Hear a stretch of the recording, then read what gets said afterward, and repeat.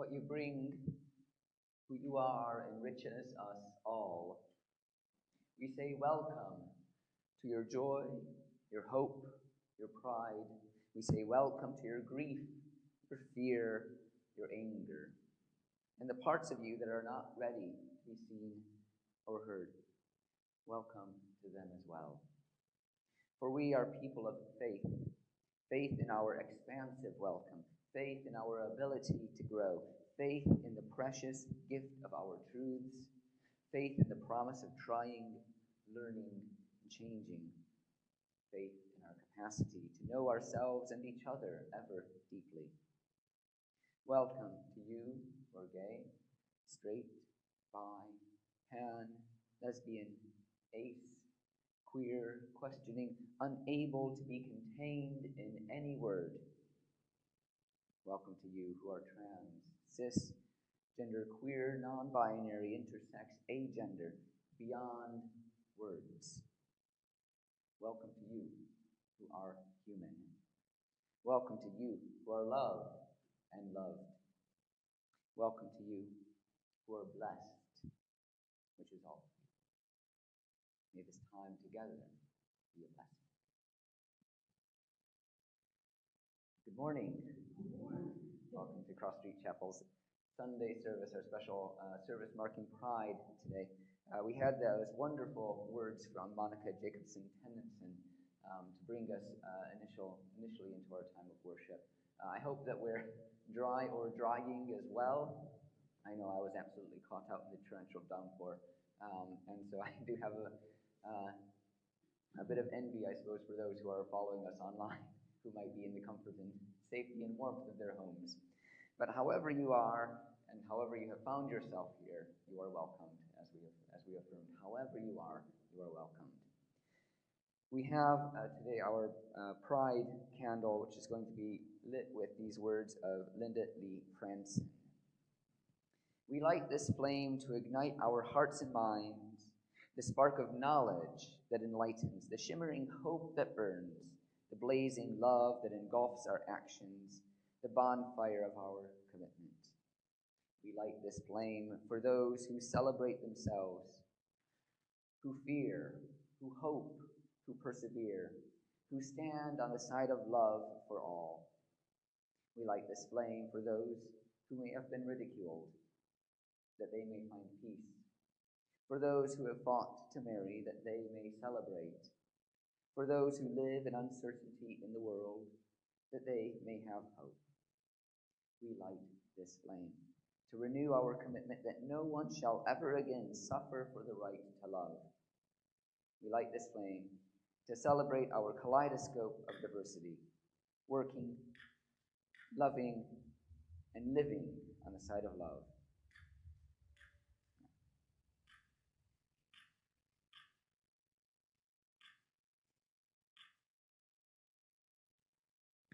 It's always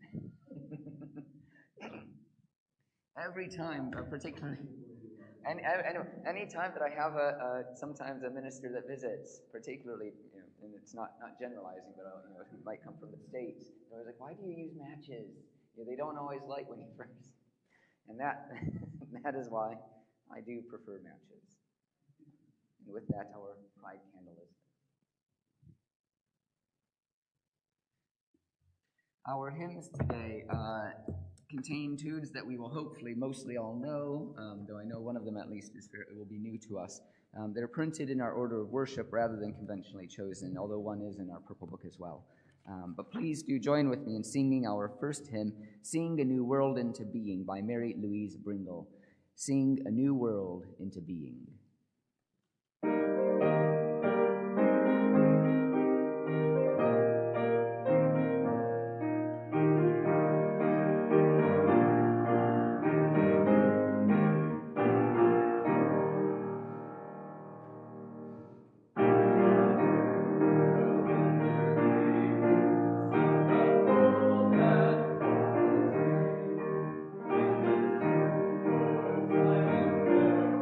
Thank you.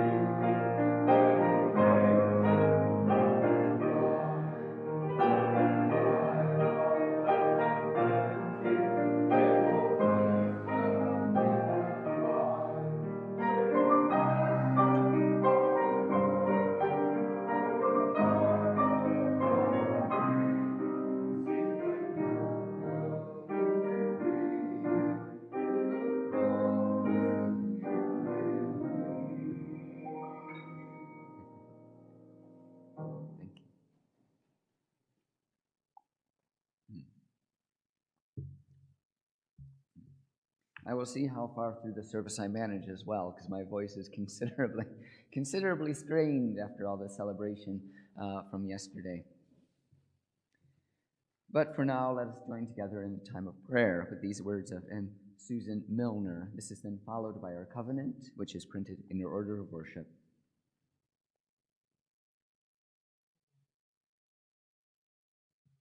Eternal God, Parent, Spirit of life, we are grateful for the companionship of hearts and minds, seeking to speak the truth in love. We are grateful for our heritage, for all before us whose prophetic words and deeds make possible our dreams and our insight. We are grateful for the gift of life itself, mindful that to respect life means both to celebrate what it is and to insist on what it can become. May we always rejoice in life and work to cultivate a sense of giftedness, but may we also heed the call to transformation and growth. May we find in ourselves the strength to face our adversities, the integrity to name them, and the vision to overcome them. May we honor and pride those heroes of our past, but may we also keep company with the fallen, the broken, and the oppressed.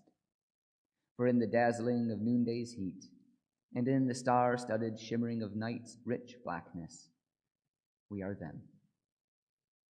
Amen. And please read with me our covenant. We gather here in sacred fellowship to witness the fullness of our lives and all life, to hold and be held, tell stories and listen, to be renewed and renew the world. We speak with care and patience. We act with gentleness and compassion. We forgive each other and ourselves. In faith that we build beloved community, we renew our covenant today. Amen. I was trying to figure out what story to tell. And this year, for those, of course, who marched with us yesterday at Pride, will know that the theme generally has been queerly beloved, which has been inspired by the decade that we have had of marriage equality. And so I felt what would be more fitting than Worm Loves Worm, which I read a long time ago, back when we, back when we both first celebrated gaining our license for same-sex marriages.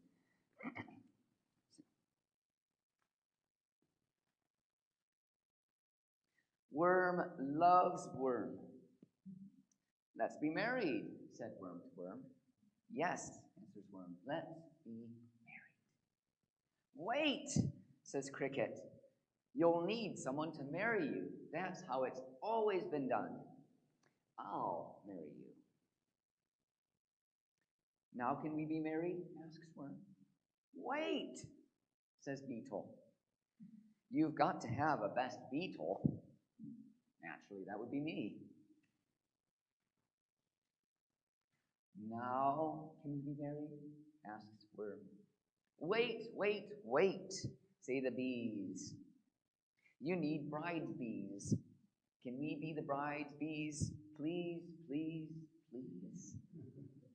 Yes, says Worm. Now can we be married? You'll need to get rings to wear on your fingers, says Cricket. That's how it's always been done. But we don't have fingers, says Worm. We can wear them like belts, says Worm. Wonderful, says Worm. Now we can be married. Just make sure to have a band so we can have a dance, says Beetle. But we don't have feet to dance with, says Worm. We can just wiggle around, says Worm, like this. Fun, says Worm. Now we can be married. I've had a lot of practice with the dad dancing, by the way. But you still need a white dress, a tuxedo, a top hat, lots and lots of flowers, and a cake with frosting, say the bees. But we don't have heads for hats, says Worm. We're hands to hold flowers, and we only eat dirt, says Worm. Wait, says Spider, I can attach the hat and flowers to you with my sticky web. Thank you, says Worm and Worm. But who will eat the cake? Asked the bees. I can eat the cake along with Cricket and Beetle, says Spider. What did you say? Asked Cricket and Beetle. Nothing, says Spider with a smile. Now we can be married, says Worm.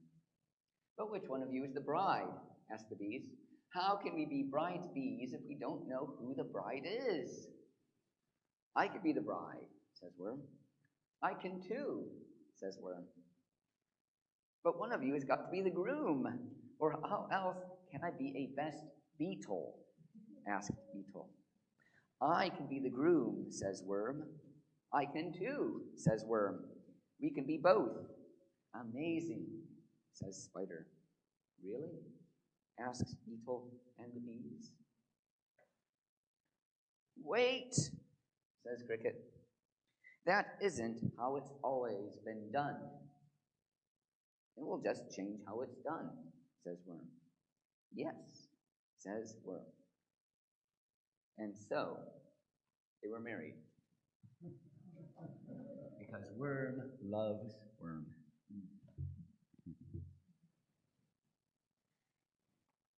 At this point, we would often have our candles of joy and sorrow. I do invite you now, though, to join with me in a responsive reading, Litany for Becoming. I have extensively more words than you, so what I've done is I've put down your response, which is consistently the same. This is loving and being loved is in the bold. The end of what I say is marked in the order of worship. To become is a lifelong process. Nothing is constant, not even the self. We evolve in the midst of narratives meant only for some and ways of being made narrow by fear and power. We must then have the courage to listen to the truth of our lives, to the wisdom that comes from within, responding without resistance or need to control, but with welcome and curiosity. This is what ensures our becoming is an unfolding of our truest self. This lifelong labor cannot be carried out alone. It requires help from friends and lovers, family and creaturely companions who bear witness to what makes us come alive, and to say to us, listen, look, feel, pay attention to that. This is loving and being loved.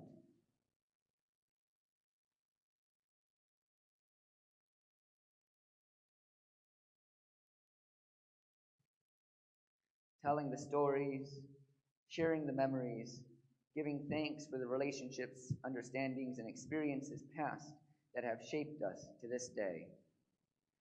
This is loving and being loved.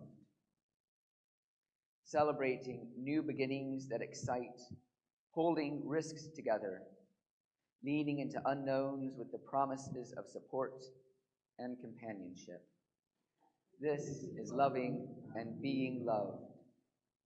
Listening to the future, calling uniquely to each of us in the midst of all of life's noise, helping one another find our place in the shared labor of collective life, supporting each other in what it is the world's ache is asking from us. This is loving and being loved. To say for the first time, this is who I am. This is the truth of my body. This is what I know about myself. This is my name, and this is where my path is leading me. And to have heard it, have it received, have it affirmed, and then to say it again and again and again as we change, as the world changes, and to have each proclamation greeted with an open-armed embrace. This is loving and being loved. There is no me without you. We shape one another. The sacred that birthed us weaves our lives together so that we can only find ourselves through shared becoming.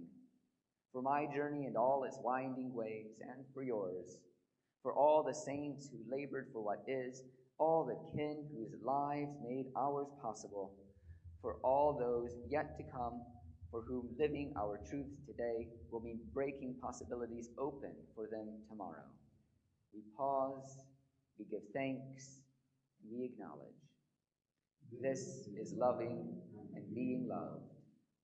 Amen. Let us join together now with our next hymn, Elizabeth Alexander's As We Sing of Hope and Joy Today.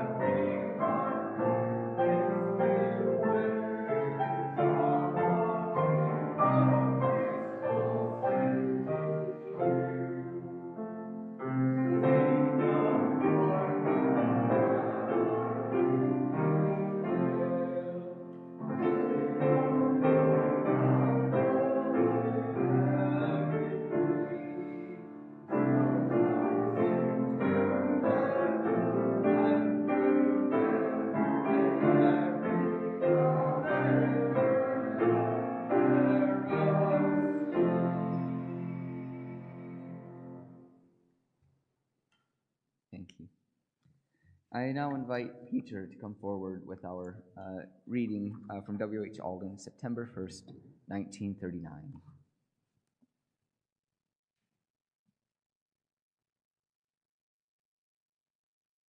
I feel perhaps one or two words of introduction are appropriate to this. W.H. Auden, Wystan Hugh Auden, later became very well known as himself a gay writer in gay relationships. He was born in York, England, in 1907, and he emigrated to the United States of America, to New York, in something like 1938, I think. And in between, he traveled the world, and one of the piece of work that he did was join an ambulance brigade and stretcher bearing brigade during the Spanish Civil War in 1936. And that's after that he then came to America, and that's where this poem begins, the 1st of September 1939, because on the 1st of September 1939, Germany invaded Poland, and 2 days later, England and France declared war on Germany. And the two names in the piece might ring a bell, so to speak. Linz, the capital of Austria at that time, was where Adolf Hitler was born.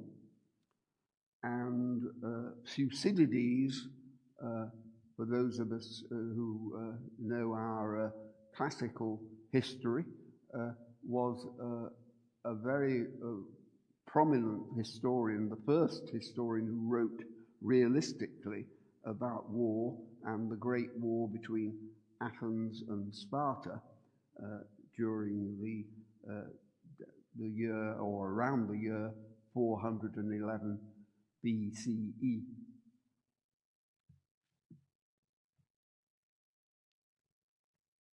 I sit in one of the dives on 52nd Street, uncertain and afraid as the clever hopes expire of a low, dishonest decade.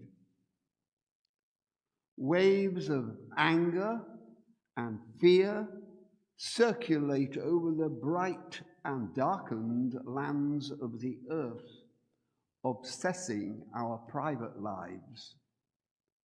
The unmentionable odor of death offends the September night. Accurate scholarship can unearth the whole offense from Luther until now that has driven a culture mad. Find what occurred at Linz, what huge imago made a psychopathic god. I and the public know what all school children learn: those to whom evil is done do evil in return. The historian Thucydides knew all that a speech can say about democracy and what dictators do, the elderly rubbish they talk to an apathetic grave, analysed all in his book. The enlightenment driven away, the habit-forming pain, mismanagement and grief. We must suffer them all again. Into this neutral air, where blind skyscrapers use their full height to proclaim the strength of collective man, each language pours its vain, competitive excuse. But who can live for long in an euphoric dream? Out of the mirror they stare, imperialism's face and the international wrong. Faces along the bar cling to their average day. The lights must never go out. The music must always play. All the conventions conspire to make this fort assume the furniture of home, lest we should see where we are, lost in a haunted wood, children afraid of the night, who have never been happy or good. The windiest militant trash important person's shout is not so crude as our wish.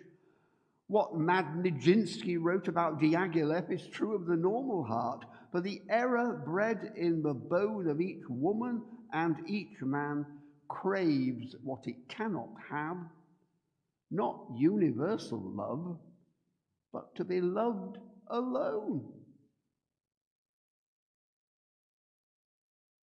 From the conservative dark into the ethical life, the dense commuters come, repeating their morning vow.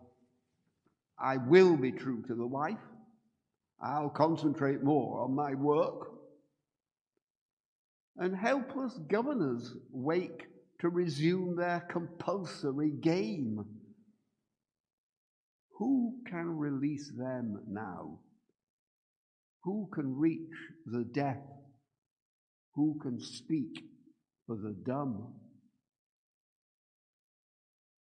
All I have is a voice to undo the folded lie, the romantic lie in the brain of the sensual man in the street, and the lie of authority whose buildings grope the sky. There is no such thing as the state, and no one exists alone. Hunger allows no choice to the citizen or the police. We must love one another or die. Defenseless under the night, our world in stupor lies. Yet, dotted everywhere, ironic points of light flash out wherever the just exchange their messages. May I, composed like them of eros and of dust, beleaguered by the same negation and despair, show an affirming flame. Amen.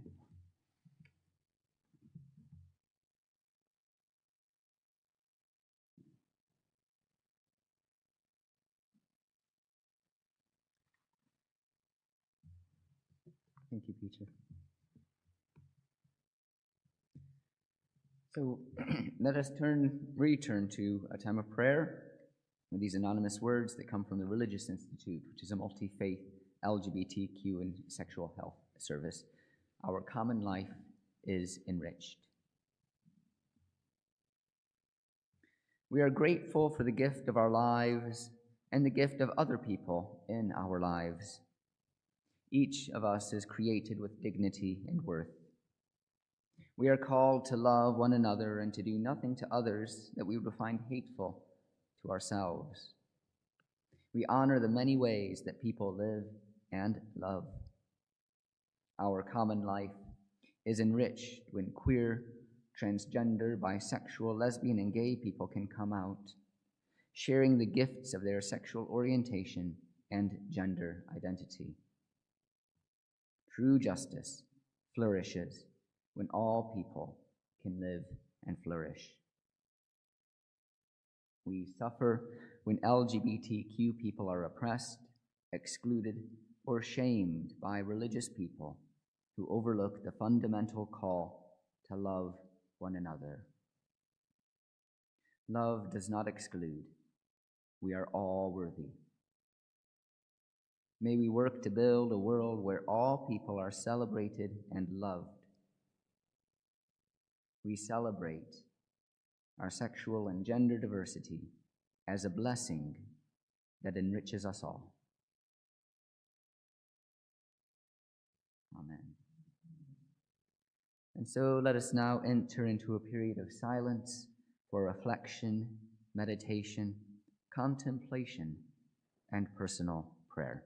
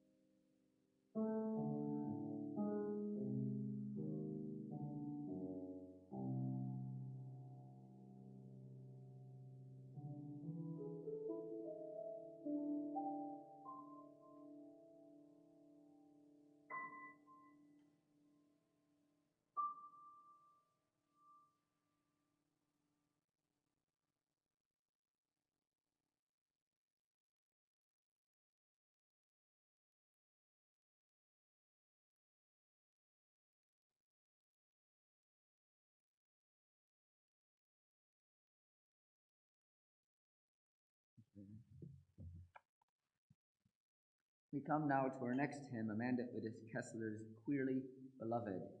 This is going to be a tune that you won't necessarily be familiar with, and I was hoping to perhaps sing a little bit of it beforehand, but with my voice as it is, I'm asking Aaron to play through it once, and then we will follow. We'll sing it as best we're able. Thank you. There is an introduction as well.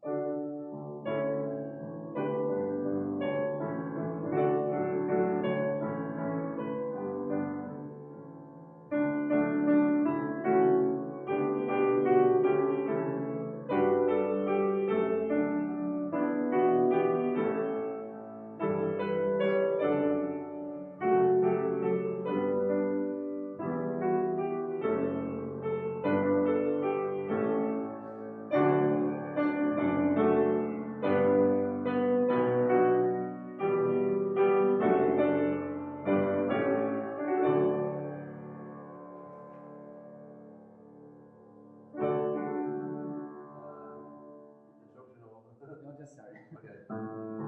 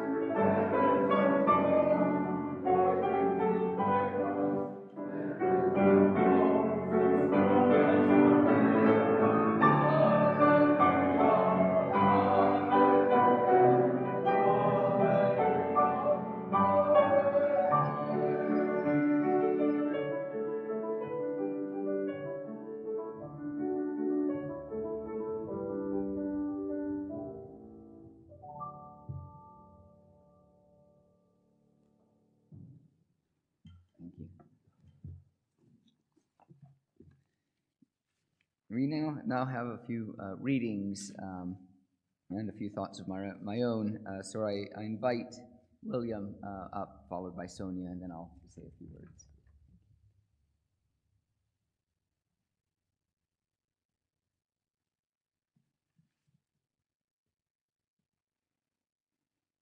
So this is a reading taken from Karen Armstrong's book, The Bible, a Biography. She's one of my favorite religious writers, and in this book she helps us to see who wrote the Bible, when they wrote it, what was it written for, how we might understand it today. And this is from the epilogue of the book. Today we see too much strident certainty in both the religious and the secular spheres. Instead of quoting the Bible in order to denigrate homosexuals, liberals, or women priests, we could recall Augustine's rule of faith. An exegete, that's someone who interprets a text, must always seek the most charitable interpretation of a text. The most charitable interpretation of a text.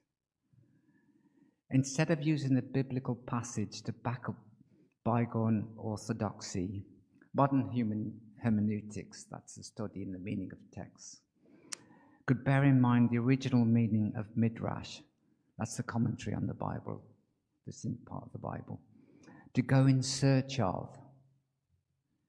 Exegesis is a quest for something new, something new.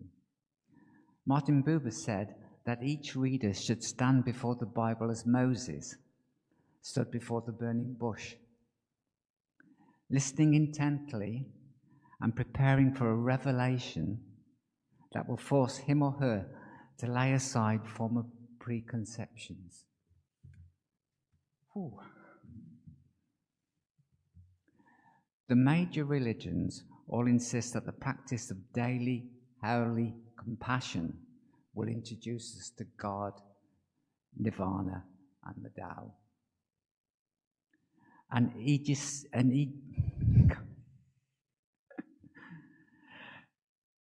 An interpretation based upon the principle of charity would be a spiritual discipline that's deeply needed in a torn and fragmented world. The Bible is in danger of becoming a dead or irrelevant letter. It's been distorted by claims for its literal infallibility. It is derided, often unfairly, by secular fundamentalists. It is also becoming a toxic arsenal that fuels hatred and sterile polemic. The development of a more compassionate understanding could provide an important counter-narrative in our discordant world. Amen.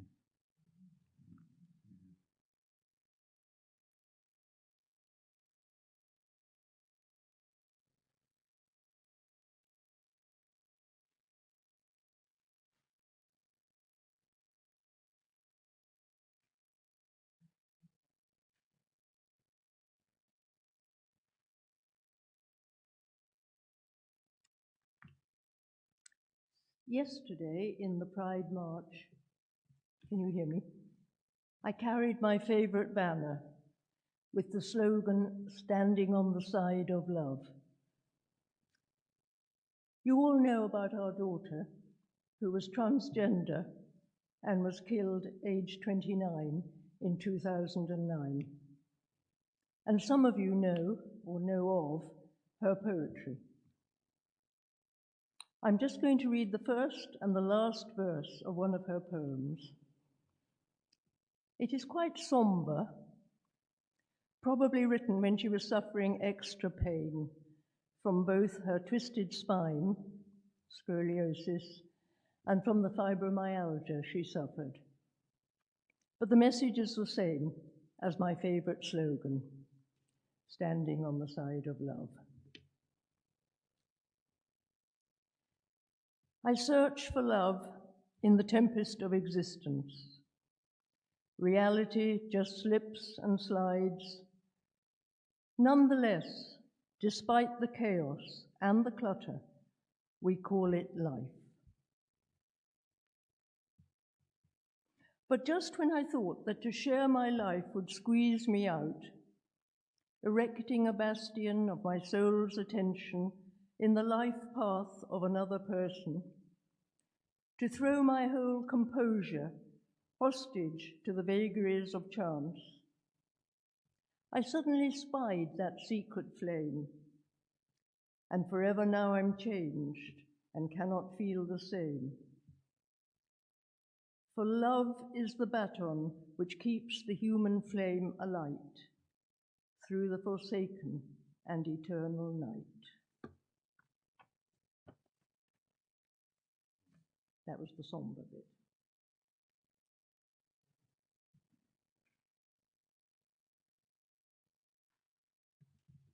Thank you, Sonia and Cody.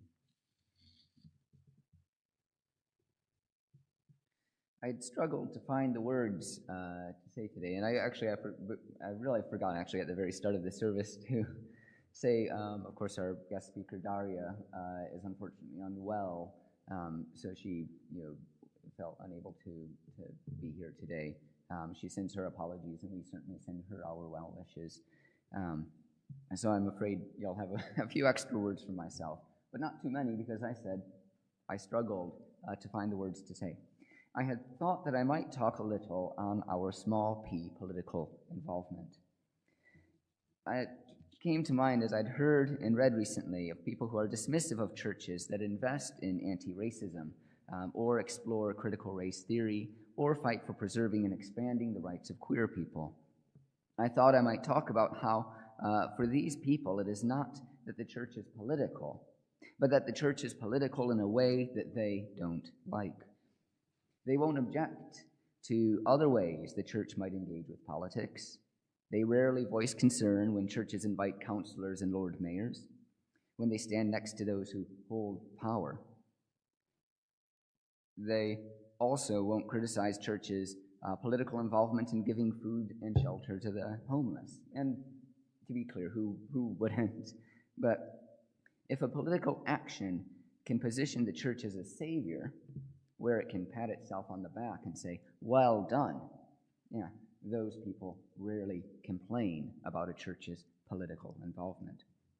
No, it is when the church aligns itself with the struggle of the marginalized, specifically when it seeks to dismantle the structures and the cultures that have preserved inequality in our society, that seems to be problematic, which is ridiculous, really.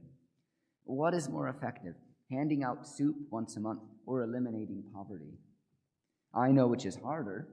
I know which will take longer, which may place the church in a less popular stance socially. But from this I know which will ultimately guide the church towards its effort to create a heaven on earth, to affirm the dignity of all people, to build a peaceable society. Similarly, with our work towards supporting LGBTQ people and communities, we hold our pride service, we march and we shout.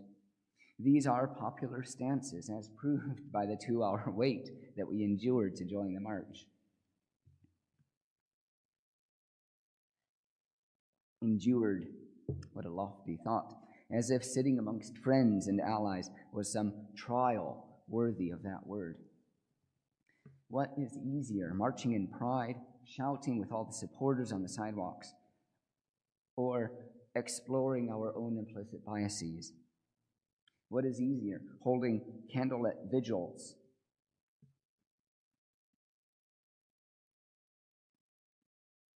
or confronting the hatred that kills?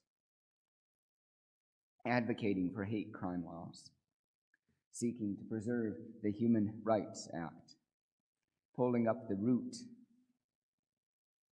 of bigotry. It's all necessary. I'm not saying that we shouldn't have marches and we shouldn't have vigils. But we will keep holding vigils until we are willing to actually fight for societal change.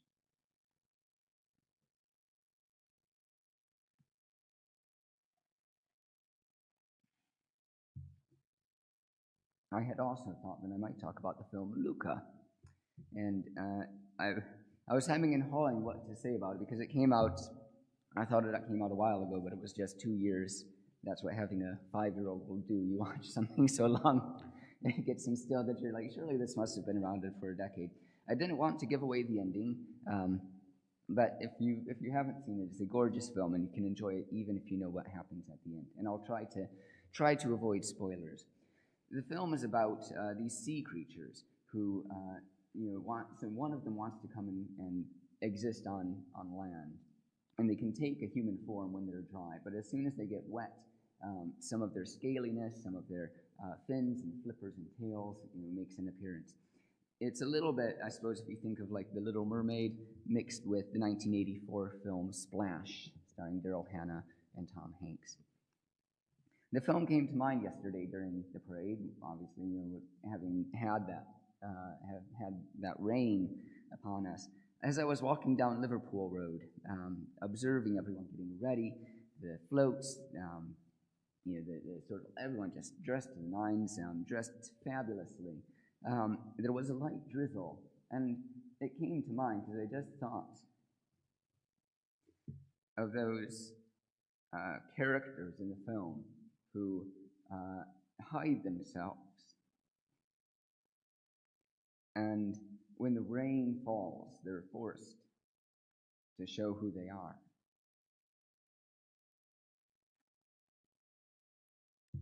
And I wondered, in a way, if that was perhaps a blessing of pride, that for a short time, everyone is able to enjoy the rain, allowing the fullness of who they are to come to the surface, acknowledging the wholeness of their being,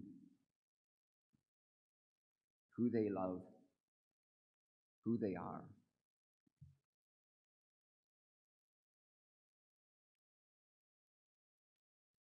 More days should be like that. Amen.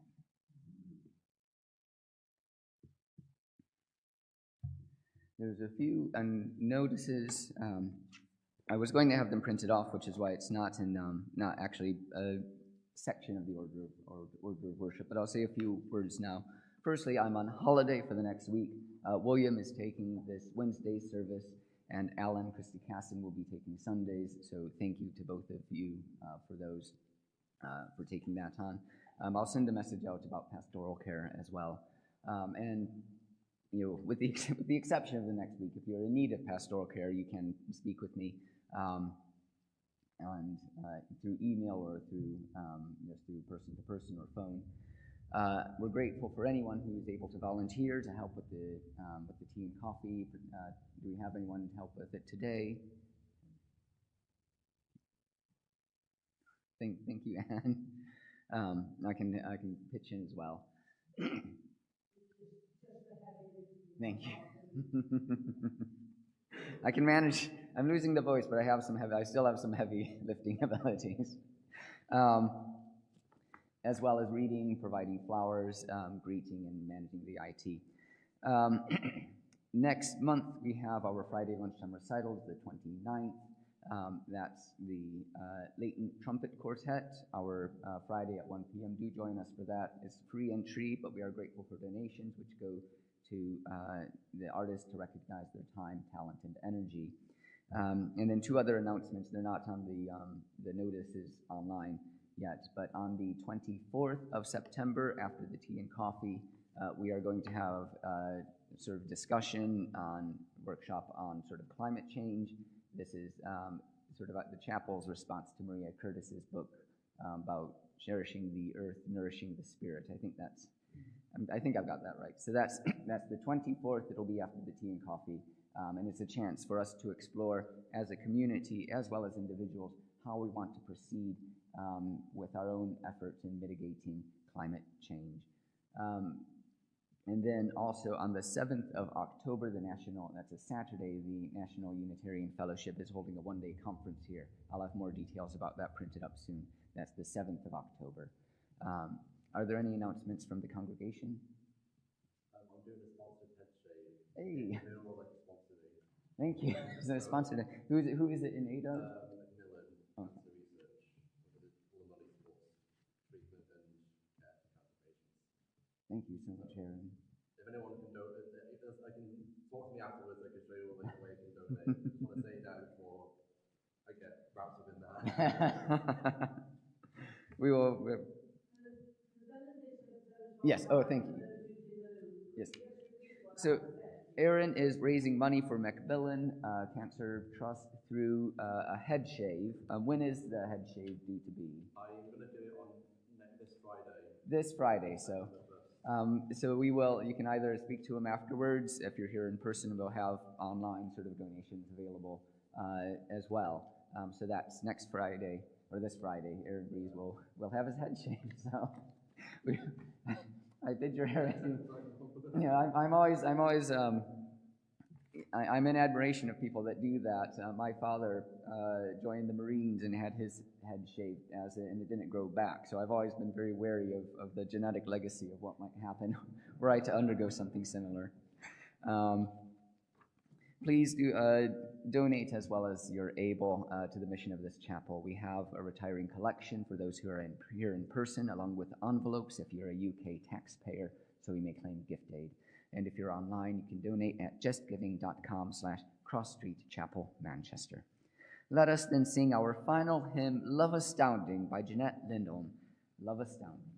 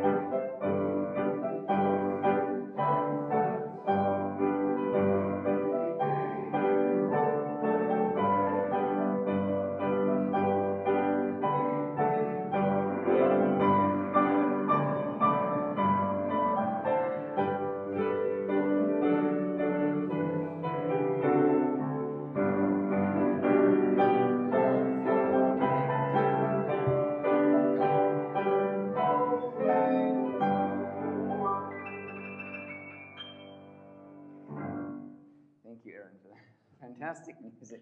Thank you, William, for the IT, and to Peter, William, and Sonia for your readings, and as well to Sonia and Robin for helping to set up, for Anne for the tea and coffee. And thank you to all of you for creating and sharing worship today.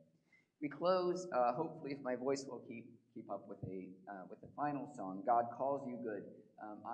There's 2 verses. I will sing the first verse, and then if you feel able and comfortable, the tune's not too difficult. There's an element that's very repetitive, so please do join with me for the second verse, which is printed in your order of worship as you feel able.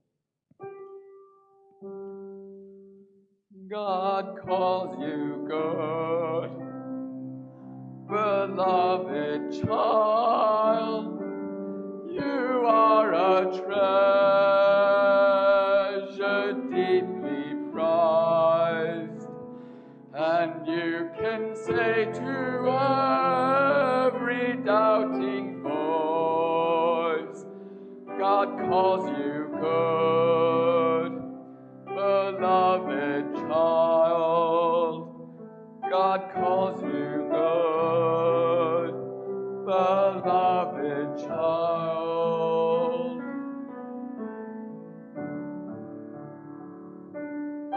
Listen good, beloved child. I am a